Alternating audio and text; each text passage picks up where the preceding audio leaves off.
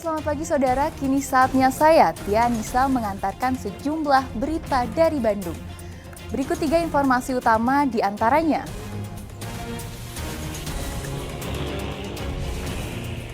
Diterjang angin kencang, pohon kenari di Jalan MA Salmun, Kota Bogor, tumbang menimpa mobil.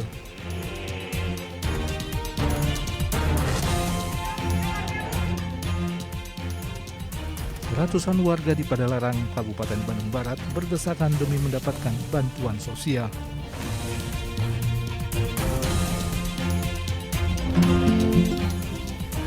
Nikmati sensasi terbang dengan balon udara di kawasan wisata Sareater, Kabupaten Subang.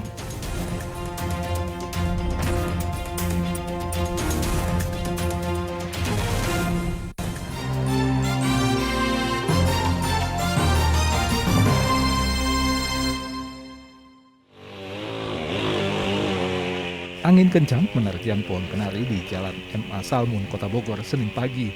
Terjangan angin menumbangkan pohon hingga menimpa sebuah mobil yang sedang melintas. Akibatnya mobil yang melaju dari arah Jalan Merdeka menuju Stasiun Bogor ini rusak pada bagian depannya. Tiba-tiba ada angin besar, anginnya cuma sebentar.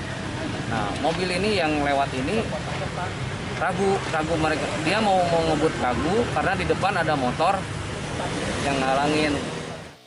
Petugas Badan Penanggulangan Bencana Daerah serta Dinas Pertamanan Kota Bogor berupaya mengevakuasi batang pohon kenari dengan gergaji mesin. Kejadian ini tidak menimbulkan korban karena pengemudi mobil dalam kondisi selamat. Tiba-tiba pas lagi nyetir, tiba-tiba pohon tumbang aja sih. Itu kaget atau gimana? Kaget sih pasti sih.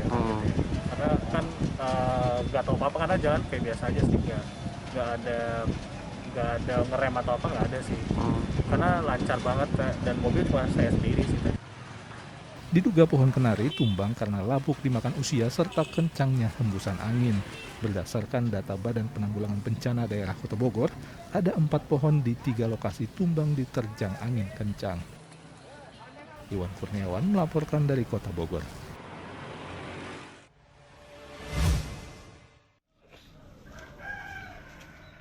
Sejumlah rumah rusak akibat pergerakan tanah di Desa Ciwaringin, Kabupaten Cirebon, Senin siang. Bahkan sebagian rumah di sekitar aliran sungai hancur pada bagian belakang dan sampingnya karena tanah terus-menerus turun mendekati sungai. Warga yang khawatir pergerakan tanah semakin parah, terlebih saat hujan deras memilih meninggalkan rumah. Mereka pasrah melihat rumah yang ditempati puluhan tahun rusak dan hancur. Kalinya kan asalnya jauh, kalinya tiap tahun deketin terus. Tiap tahun tuh, sekarang udah ada di belakang rumah, tadinya jauh banget. Kalau retak ini bunyi apa? Bunyi retakan pecahan keramiknya tuh bunyi, kelihatan banget, kedengeran tuh Pak. Khawatir Bu? Iya khawatir, jadi ngungsi lah, takut apa-apa sih, soalnya belakang kali sih khawatir kegeret tuh Pak, khawatir gelosor loh, longsor. Pemerintah Desa Ciwaringin sudah berulang kali mengajukan perbaikan sungai yang mengalami erosi kepada pemerintah Kabupaten Cirebon.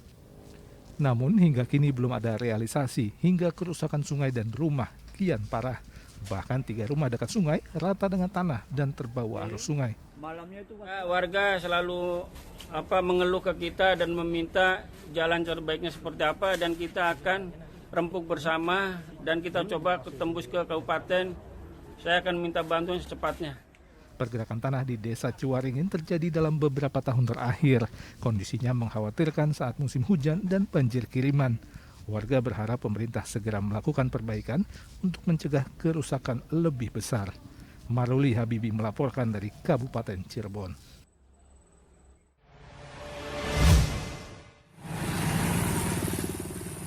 Harga sayuran di pasar tradisional Pangandaran masih tinggi.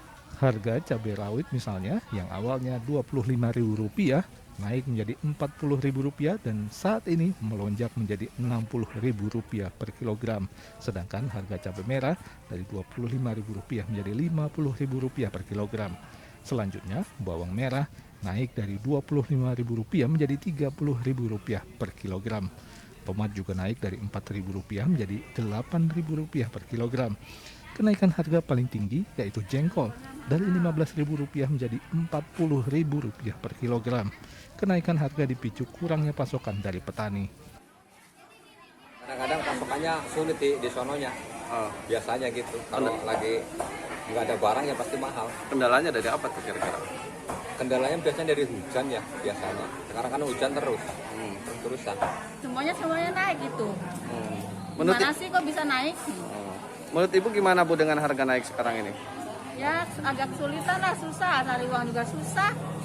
Apalagi sekarang udah naik. Kenapa tetap dibeli Bu? Ya karena butuh sih, gimana kalau nggak dibeli, mau masak apa gitu. Warga berharap pemerintah segera turun tangan agar harga sayuran kembali normal. Eko Setiabudi melaporkan dari Kabupaten Pangandaran.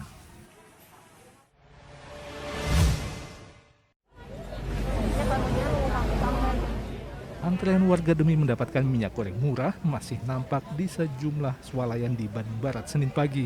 Salah satunya di Pasar Swalayan Ngamprah. Ratusan warga berdesakan saat petugas membuka pintu masuk. Sebelum dibuka, antrean mengular 200 meter nyaris ke pinggir jalan raya. Setelah pintu gerbang dibuka, warga berlarian mencari etalase penjualan minyak goreng. Warga tetap memaksa masuk meskipun petugas swalayan sudah menyampaikan stok minyak goreng kosong. Begitu melihat etalase minyak goreng kosong, warga yang sudah terlanjur mengantre mengaku kecewa. Ini informasinya habis katanya nggak ada minyak. Ya kecewa, ya pasti kecewa, tapi ya mau gimana lagi? Bu, harapan ke pemerintah apa Bu? Ya dinormalin aja lah Pak, jangan sampai ngilang gitu lah. Ya kita mah yang penting mah ada barang, kalau harga murah barangnya nggak ada juga ngapain gitu. Harga normalin aja lah, harga mah ada masyarakat mah. Kalau ada mah nggak mungkin kayak gini lah. Ini udah berapa lama kosong Bu? Kurang tahu sih, kalau tadi kata security ada 4 hari. Bu, kecewa nggak Bu? Iyalah. Harapan Secara minyak itu kan emang kebutuhan pokok yang benar-benar harus ada gitu. Harapan Bu ke pemerintah apa nih Bu? Ya mudah-mudahan ke depannya diiniin lagi, diperhatiin lagi, apalagi buat kita masyarakat kecil. Hingga saat ini pemerintah belum berhasil memulihkan kondisi pasokan dan harga minyak goreng di seluruh Indonesia agar mencukupi dan sesuai dengan patokan harga eceran tertinggi yang telah ditetapkan. Akibatnya, masyarakat terpaksa harus antri pada operasi pasar atau toko retail modern. Sedang pasar tradisional yang selama ini menjadi tempat masyarakat memperoleh minyak goreng tidak mendapatkan pasokan yang memadai seperti sebelumnya. Muhammad Abbas melaporkan dari Kabupaten Bandung Barat.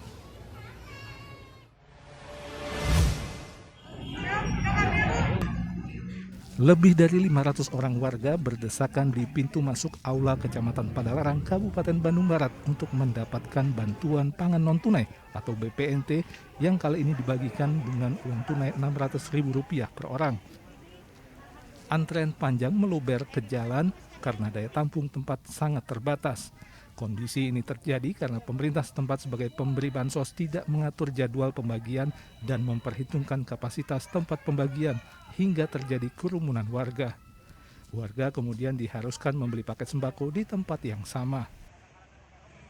Dapat berapa tadi Teh? 600.000 harus belanjain di sini 200.000. Jadi bawa ke bank 400 gitu. Oh memang diwajibkan gitu Teh? Oh iya, soalnya harus ada ini lah, nanti kalau ini nggak bisa dikasih lagi kan bulan depan. Oh. Harus ada struk ini nih. Itu syarat utama Bu? Ya. Kalau misalnya enggak kan ada perjanjiannya. Perjanjian apa? Bahwa akan dibelanjakan untuk sembako, karbohidrat atau vitamin. Terus kalau misalnya tidak akan dicabut gitu. Kalau misalnya dipergunakan untuk yang lain-lain tidak dibelikan untuk sembako seperti ini, nanti bisa dicabut bulan depannya lagi nggak akan dikasih lagi gitu.